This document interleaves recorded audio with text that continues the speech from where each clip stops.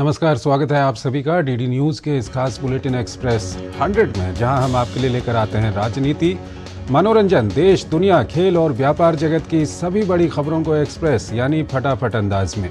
मैं हूं चंद्रशेखर जोशी। तो आइए शुरू करते हैं तेज खबरों का सिलसिला। प्रधानमंत्री नरेंद्र मोदी को भूटान का सर्वोच्च नागरिक सम्मान प्रदान किया गया। पीएम ने इसे 140 करोड़ देशवासियों को समर्पित किया। पीएम का भूटान में गर्मजोशी से स्वागत हुआ। प्रधानमंत्री नरेंद्र मोदी ने उन्हें भूटान के सर्वोच्च नागरिक सम्मान से सम्मानित किए जाने पर खुशी व्यक्त की। उन्होंने आज के दिन को बहुत विशेष बताया और कहा, भूटान के लोग उनके अपने परिवार के सदस्य हैं। पीएम मोदी ने कहा कि 13वीं पंचवर्षीय योजना के लिए भारत भूटान का सहयोग करेगा। उन्होंने इसके लिए 10,000 करोड़ रुपए के सहयोग की भी घोषणा की। प्रधानमंत्री नरेंद्र मोदी ने भूटान के साथ भारत के संबंध को अटूट बताया। उन्होंने कहा कि दोनों देशों के विश्वास भी अटूट हैं। पीएम ने भूटान के अपने समकक्ष और भूटान के राजा से भी मुलाकात की। दोनों देशों के बीच संबंधों को और मजबूती देते हुए 7 समझौता ज्ञापनों पर हस्ताक्षर भी किए गए, जिसमें देशों के बीच रेल लिंक स्थापित करने, पेट्रोलियम पदार्थों की सप्लाई, ऊर्जा दक्षता आदि शामिल हैं। इससे पहले प्रधानमंत्री मोदी के भूटान पहुंचने पर पारो एयरपोर्ट पर भूटान के प्रधानमंत्री शेरिंग टोब्गे ने जोरदार स्वागत किया। उन्होंने प्रधानमंत्री को बड़ा भाई कहकर संबोधित किया। औपचारिक रूप से गार्ड ऑफ ऑनर प्रधानमंत्री मोदी को दिया गया, जिसके बाद पीएम मोदी राजधानी थिम्पू के लिए रवाना हुए। एक्सप्रेसवे के किनारे किनारे बड़ी तादाद में लोगों ने प्रधानमंत्री मोदी का स्वागत किया। 45 किलोमीटर की इस दूरी में प्रधानमंत्री मोदी का काफिला कई जगह रुका और वो खुद लोगों के बीच पहुंचकर उनका अभिनंदन स्वीकार कर रहे थे। थिम्पू होटल पहुंचने पर प्रधानमंत्री का इंतजार कर रहे प्रवासी भारतीयों और भूटान के लोगों ने पूरी गर्मजोशी के साथ स्वागत किया। होटल भारत माता की जय, वंदे मातरम और मोदी मोदी के नारों से गूंज उठा। प्रधानमंत्री नरेंद्र मोदी ने भूटान के चौथे राजा जिंगमे सिंगमे वांगचुक से भी मुलाकात की। दिल्ली आबकारी घोटाला मामले में प्रवर्तन निदेशालय द्वारा गिरफ्तार किए गए मुख्यमंत्री अरविंद केजरीवाल को राउज एवेन्यू कोर्ट में पेश किया गया, जहां उन्हें 28 मार्च तक ईडी की हिरासत में भेजा गया। ईडी की ओर से पेश एएससी एसवी राजू ने कहा कि अरविंद केजरीवाल शराब नीति घोटाले के मुख्य साजिशकर्ता हैं। ईडी को केजरीवाल के घर पर छापेमारी में कई अहम दस्तावेज मिले हैं। अरविंद केजरीवाल को न्यायालय द्वारा ईडी की हिरासत में भेजे जाने पर केंद्रीय मंत्री स्मृति ईरानी ने कहा कि शराब घोटाले का मास्टरमाइंड फाइनली हिरासत में है। उन्होंने कहा कि उपलब्ध सभी दस्तावेज दिल दहला देने वाले हैं। अरविंद केजरीवाल को दिल्ली शराब घोटाले मामले में प्रवर्तन निदेशालय द्वारा गिरफ्तार किए जाने पर भाजपा प्रवक्ता गौरव भाटिया ने केजरीवाल पर हमला बोला। गौरव भाटिया ने केजरीवाल को शराब घोटाले का सरगना करार दिया। दिल्ली के मुख्यमंत्री अरविंद केजरीवाल की गिरफ्तारी पर आम आदमी पार्टी ने नाराजगी जताई है। पार्टी के राज्यसभा सांसद संदीप पाठक ने कहा कि अरविंद केजरीवाल को धोखे से गिरफ्तार किया गया है। दिल्ली के सीएम अरविंद केजरीवाल को गिरफ्तार करने पर सामाजिक कार्यकर्ता अन्ना हजारे ने अहमदनगर में कहा कि अरविंद केजरीवाल, जिसने मेरे साथ काम किया और शराब के खिलाफ हमने आवाज उठाई थी, वो आज शराब नीति बना रहे हैं। उनकी गिरफ्तारी उनकी कीर्ति के कारण हुई है। अरविंद केजरीवाल ने ईडी द्वारा गिरफ्तारी को चुनौती देने वाली अपनी याचिका सुप्रीम कोर्ट से वापस ले ली है। अभिषेक मनु सिंघवी निचली अदालत में रिमांड कार्रवाई लंबित होने का हवाला देकर याचिका उन्होंने वापस ली। केजरीवाल की गिरफ्तारी के बाद आम आदमी पार्टी के कार्यकर्ताओं में काफी नाराजगी देखने को मिली। आप के कार्यकर्ताओं ने गिरफ्तारी के विरोध में कई जगहों पर प्रदर्शन किया। आगामी लोकसभा चुनाव के लिए भाजपा ने अपनी चौथी सूची जारी कर दी है। चौथी सूची में पुदुचेरी से 1 और तमिलनाडु से 14 सीटों के लिए उम्मीदवारों के नाम जारी किए गए हैं। तमिलनाडु और पुदुचेरी में लोकसभा चुनाव के लिए 19 अप्रैल को मतदान होगा। चेन्नई में एआईएडीएम के महासचिव एडप्पादी के पलानीस्वामी ने लोकसभा चुनाव 2024 के लिए पार्टी का घोषणा पत्र जारी किया। जम्मू संसदीय सीट पर 26 अप्रैल को मतदान होना है और इसको लेकर स्थानीय प्रशासन ने अपनी तैयारियां शुरू कर दी हैं। जम्मू के जिला मजिस्ट्रेट सचिन कुमार वैश्य ने कहा कि युवा मतदाताओं और शहरी मतदाताओं को मतदान के लिए प्रोत्साहित करने पर विशेष जोर दिया जा रहा है। एक छोटा सा ब्रेक। साल बरस और सदी नहीं, एक युग गुजर जाएगा। उम्र न पूछो वंडर की, जब फर्क नजर आएगा। वंडर सीमेंट, फर्क नजर आएगा। यार लड्डू, हम यहाँ बैठे बैठे पैसे बना सकते हैं। Amazing day. What a match this has been. Cracking shot. What a way to finish the game. Guys, मैं तुम्हारे बिजनेस आइडिया का बड़ा फैन हूं। अब बिजनेस चाहे जो भी, SBI का करंट अकाउंट तो चाहिए ना। SBI करंट अकाउंट से सिंप्लीफाइड बिजनेस ट्रांजैक्शन और ग्रेट कस्टमर सर्विस। SBI, देश का फैन। साल बरस और सदी नहीं, एक युग गुजर जाएगा। उम्र न पूछो वंडर की, जब फर्क नजर आएगा। वंडर सीमेंट, फर्क नजर आएगा। स्वागत है आपका ब्रेक के बाद, और आइए अब खबरों के सिलसिले को और आगे बढ़ाते हैं। बिहार के उप मुख्यमंत्री सम्राट चौधरी ने पटना में कहा कि लालू प्रसाद यादव ऐसे नेता हैं जो टिकट बेचने में माहिर खिलाड़ी हैं। उन्होंने तो अपनी बेटी तक को नहीं छोड़ा, पहले उससे किडनी ली और फिर टिकट दिया।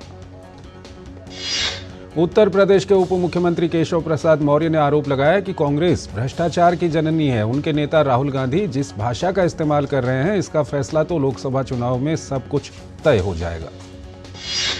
केशव प्रसाद मौर्य ने कहा कि कुछ लोगों ने भ्रष्टाचार करना अपना अधिकार मान लिया है। वो केंद्रीय एजेंसियों पर आरोप लगाते रहते हैं। एजेंसियां निष्पक्ष रूप से काम कर रही हैं। अरविंद केजरीवाल को 9 समन दिए गए, लेकिन वो सत्ता के घमंड में हैं। लोकसभा चुनाव के लिए प्रचार अभियान अब जोर पकड़ने लगा है। इसी कड़ी में त्रिपुरा के मुख्यमंत्री माणिक साहा ने अगरतला में डोर टू डोर अभियान में हिस्सा लिया। राजस्थान के मुख्यमंत्री भजनलाल शर्मा ने होली की सभी को शुभकामनाएं दी। उन्होंने कहा 4 जून को भी फिर से होली मनाई जाएगी, जब 400 पार सीटें पीएम मोदी के नेतृत्व में मिलेंगी और मोदी जी तीसरी बार पीएम बनेंगे। हिमाचल प्रदेश में 3 निर्दलीय विधायकों ने शिमला में राज्य विधानसभा से इस्तीफा दिया। ये तीनों विधायक भाजपा में शामिल होने जा रहे हैं। आंध्र प्रदेश के पूर्व मुख्यमंत्री चंद्रबाबू नायडू की टीडीपी ने शुक्रवार को आंध्र प्रदेश में लोकसभा चुनाव के लिए 13 उम्मीदवारों की पहली सूची की घोषणा कर दी है। हाल ही में वाईएसआर कांग्रेस से अलग हुए 2 सांसदों का नाम भी इसमें शामिल है। आंध्र प्रदेश में एनडीए के घटक दलों के सीट बंटवारे के फॉर्मूले के मुताबिक भाजपा 6 लोकसभा और 10 विधानसभा सीटों पर चुनाव लड़ेगी, जबकि टीडीपी 17 संसदीय और 144 विधानसभा सीटों पर चुनाव लड़ेगी। उत्तराखंड के मुख्यमंत्री पुष्कर सिंह धामी ने अल्मोड़ा में कहा कि उत्तराखंड भाजपा 5 सीटों पर भारी अंतर से जीत हासिल करेगी। उन्होंने कहा कि प्रधानमंत्री मोदी के कालखंड में यहां जो काम हुए हैं वो कभी नहीं हुए। ओडिशा में भारतीय जनता पार्टी और बीजू जनता दल के बीच लोकसभा और विधानसभा चुनाव के लिए सीटों पर समझौता नहीं हो पाया है। भाजपा ने ओडिशा में लोकसभा और विधानसभा चुनाव अकेले लड़ने का ऐलान किया है। ओडिशा में भाजपा के प्रदेश अध्यक्ष मनमोहन समाल ने सोशल मीडिया प्लेटफॉर्म एक्स पर कहा कि भाजपा इस बार लोकसभा की सभी 21 सीटों और विधानसभा की सभी 147 सीटों पर अकेले चुनाव लड़ेगी। भाजपा सांसद अपराजिता सारंगी ने भुवनेश्वर में कहा कि ओडिशा में भाजपा लोकसभा और विधानसभा चुनाव में अकेले लड़ने वाली है। हमारे कार्यकर्ताओं में बहुत उत्साह है, जो कुछ हुआ है वह तो होना ही था। पंजाब के मोहाली में आम आदमी पार्टी के कार्यकर्ताओं ने दिल्ली के मुख्यमंत्री अरविंद केजरीवाल की गिरफ्तारी के खिलाफ विरोध प्रदर्शन किया। पुलिस ने प्रदर्शनकारियों को तितर-बितर करने के लिए पानी की बौछारों का इस्तेमाल किया। बिहार के सुपौल जिले के भेजा बकौर के बीच मरीचा के पास एक निर्माणाधीन पुल का एक हिस्सा गिर गया, जिसमें एक व्यक्ति की मौत हो गई और करीब 10 लोग घायल हो गए। बिहार के सुपौल के जिलाधिकारी कौशल कुमार ने बताया कि निर्माणाधीन पुल हादसे में मृतकों के परिवारजनों को 10 लाख रुपए और सभी घायलों को 1-1 लाख रुपए मुआवजा देने की घोषणा की गई है। बिहार के उप मुख्यमंत्री विजय कुमार सिन्हा ने कहा कि सुपौल में एक निर्माणाधीन पुल के एक हिस्सा गिरने की उच्च स्तरीय जांच कराई जाएगी। उन्होंने कहा कि इस घटना में शामिल दोषियों के खिलाफ सख्त कार्रवाई की जाएगी। समाजवादी पार्टी प्रमुख अखिलेश यादव उत्तर प्रदेश के सीतापुर समाजवादी पार्टी नेता आजम खान से मिलने के लिए सीतापुर जेल पहुंचे। इस मुलाकात को लोकसभा चुनाव से जोड़कर देखा जा रहा है। बंगाल शिक्षक भर्ती घोटाला मामले में प्रवर्तन निदेशालय ने कोलकाता के आसपास कई इलाकों में छापेमारी की है। कोलकाता में लेक टाउन और चेतला इलाके में ईडी की छापेमारी की गई है। ईडी ने बंगाल के मत्स्य पालन मंत्री चंद्रनाथ सिन्हा के बोलपुर आवास पर भी छापे मारे हैं। कस्टम विभाग ने मुंबई एयरपोर्ट पर करीब 10 करोड़ 60 लाख रुपए की अवैध तस्करी का पर्दाफाश किया है, जिसमें सोने, हीरे और विदेशी मुद्रा शामिल है।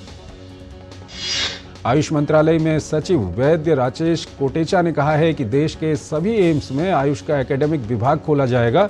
दिल्ली में CII आयुष कॉन्क्लेव को संबोधित करते हुए उन्होंने कहा कि एम्स की अपेक्स बॉडी ने हाल में इस बारे में निर्णय लिया है। एक और छोटा सा ब्रेक। साल, बरस और सदी नहीं, एक युग गुजर जाएगा। उम्र न पूछो वंडर की, जब फर्क नजर आएगा। वंडर सीमेंट, फर्क नजर आएगा। Work from home, high salary, बस एक क्लिक में। अरे वाह! अनजान लिंक्स पर क्लिक मत कीजिए। RBI कहता है, जानकार बनिए, सतर्क रहिए। लाइफ में फाइनेंशियल आजादी के लिए NPS जरूरी है। रिटायरमेंट में फाइनेंशियल आजादी रहे जारी, NPS से आज ही करे तैयारी। NPS जरूरी है। साल, बरस और सदी नहीं, एक युग गुजर जाएगा। उम्र न पूछो वंडर की, जब फर्क नजर आएगा। वंडर सीमेंट, फर्क नजर आएगा। स्वागत है आपका ब्रेक के बाद और आइए अब खबरों के सिलसिले को आगे बढ़ाते हैं। मध्य प्रदेश हाईकोर्ट के आदेश पर भारतीय पुरातत्व सर्वेक्षण की टीम ने धार स्थित भोजशाला का सर्वे शुरू कर दिया है। भारतीय पुरातत्व सर्वेक्षण की 12 सदस्यीय टीम ने मध्य प्रदेश के आदिवासी बहुल धार जिले में स्थित विवादास्पद भोजशाला कमाल मौला मस्जिद परिसर का सर्वेक्षण सुबह 6 बजे शुरू किया। सुप्रीम कोर्ट ने मध्य प्रदेश के धार में भोजशाला परिसर के ASI सर्वे के खिलाफ मुस्लिम पक्ष की याचिका तुरंत सुनने से मना कर दिया है।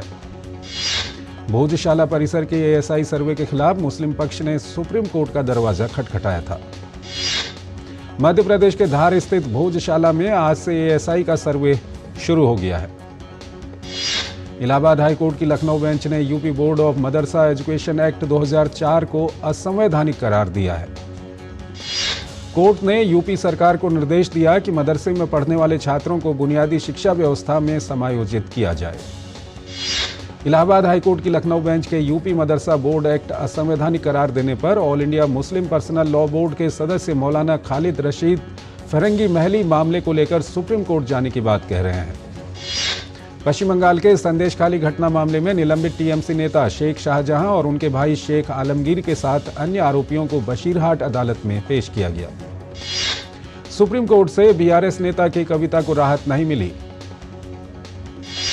नोएडा में यूट्यूबर और बिग बॉस OTT 2 विजेता एल्विश यादव को अदालत ने 50,000 रुपये की 2 जमानत राशि पर जमानत दे दी है। कांग्रेस पार्टी को दिल्ली हाईकोर्ट से झटका लगा है। हाईकोर्ट ने कांग्रेस की उस याचिका को खारिज कर दिया है जिसमें आयकर विभाग द्वारा 3 वर्षों 2014-15, 15-16 और 16-17 के लिए उसके खिलाफ आयकर पुनर्मूल्यांकन कार्रवाई को चुनौती दी गई थी। वित्त मंत्रालय ने कहा कि निजी निवेश में बढ़ोतरी और मुद्रास्फीति में गिरावट के साथ अगले वित्त वर्ष के लिए भारत का परिदृश्य सकारात्मक दिख रहा है। केंद्रीय खान सचिव VL कांता राव ने कहा कि कोबाल्ट और अन्य महत्वपूर्ण खनिजों के लिए भारत की अफ्रीका पर नजरें टिकी हुई हैं। बजाज ऑटो स्वच्छ ईंधन CNG से चलने वाली मोटरसाइकिलों का पोर्टफोलियो तैयार करने में जुटी हुई है। जनरेटिव AI में भारत की स्वास्थ्य सेवा प्रणाली को पूरी तरह से बदलने की क्षमता है, जो चिकित्सकों द्वारा मरीजों का इलाज करने की दक्षता में सुधार कर सकती है। शेयरों में मजबूती के बीच घरेलू शेयर बाजारों के प्रमुख सूचकांक सेंसेक्स और निफ्टी लगातार तीसरे दिन बढ़त के साथ बंद हुए। कारोबार में आज सोने की कीमत 292 रुपये की गिरावट के साथ 65,907 रुपये प्रति 10 ग्राम रह गई। आज कारोबार में चांदी की कीमत 531 रुपये की गिरावट के साथ 75,550 रुपये प्रति किलोग्राम रहेगी। वैश्विक बाजारों में आज अमेरिकी मुद्रा के मुकाबले रुपया 35 पैसे की भारी गिरावट के साथ 83.48 प्रति डॉलर के सर्वकालिक निम्न स्तर पर बंद हुआ। एक और छोटा सा ब्रेक। साल बरस और सदी नहीं, एक युग गुजर जाएगा। उम्र न पूछो वंडर की, जब फर्क नजर आएगा। वंडर सीमेंट, फर्क नजर आएगा। स्वागत है आपका ब्रेक के बाद और आइए अब खबरों के सिलसिले को और आगे बढ़ाते हैं। आज के कारोबारी सत्र में कच्चे तेल की कीमत 26 रुपये की तेजी के साथ 6,759 रुपये प्रति बैरल हो गई। कैपिटल मार्केट रेगुलेटर सेबी ने वैकल्पिक आधार पर ट्रेडिंग के दिन ही निपटान से जुड़े बीटा वर्जन के संबंध में एक गाइडलाइन जारी की। भारतीय प्रतिभूति और विनिमय बोर्ड सेबी ने एक परिपत्र में कहा कि नया ढांचा 28 मार्च से लागू हो।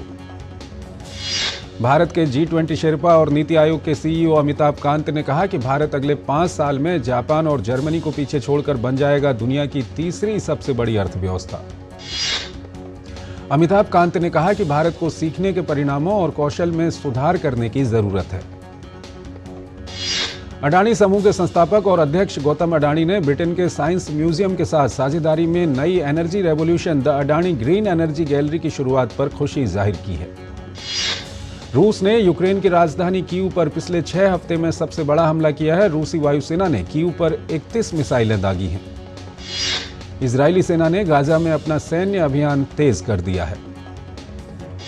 वहीं हमास की तरफ से इजरायली सेना पर भी हमले जारी हैं। हमास ने इजरायली टैंकों को निशाना बनाने का वीडियो जारी किया है। इंडोनेशिया में रोहिंग्याओं से भरी नौका के दुर्घटनाग्रस्त होने के बाद कम से कम 70 लोगों की मौत या लापता होने की बात सामने आई है। संयुक्त राष्ट्र ने एक रिपोर्ट जारी कर बताया कि केवल 1 साल में मोबाइल फोन और अन्य उपकरणों से लगभग 62 मिलियन टन कचरे का उत्पादन हुआ है। सऊदी अरब और इजराइल के बीच संबंधों को सामान्य बनाने पर अमेरिका और सऊदी अरब ने बातचीत की। काहिरा में बातचीत के दौरान मिस्र के विदेश मंत्री समेह शौकरी के साथ संयुक्त संवाददाता सम्मेलन में अमेरिकी विदेश मंत्री एंटनी ब्लिंकन ने कहा कि यह समझौता 2 देशों के लिए ऐतिहासिक अवसर पेश करेगा। अमेरिका में भारतीय छात्रों से जुड़ी दुखद और चिंताजनक घटनाओं के बीच पेप्सिको की पूर्व CEO इंदिरा नूई ने विद्यार्थियों को सतर्क रहने एवं स्थानीय कानूनों का सम्मान करने की सलाह दी। संयुक्त राष्ट्र महासभा ने आर्टिफिशियल इंटेलिजेंस पर संयुक्त राष्ट्र के पहले प्रस्ताव को मंजूरी दे दी है। ऑस्ट्रेलिया ने ऑकस सुरक्षा समझौते के तहत परमाणु ऊर्जा से चलने वाली पनडुब्बियों के निर्माण और रखरखाव के लिए बुनियादी ढांचे में बहु-अरब डॉलर के निवेश की घोषणा की। आज से इंडियन प्रीमियर लीग का आगाज हो गया। IPL का ये 17वां सीजन है। गुजरात टाइटंस ने चोटग्रस्त रॉबिन मिंज के स्थान पर BR शरद को शामिल किया है। राजस्थान रॉयल्स ने एडम जंपा के स्थान पर तनुष कोटियन को शामिल किया है।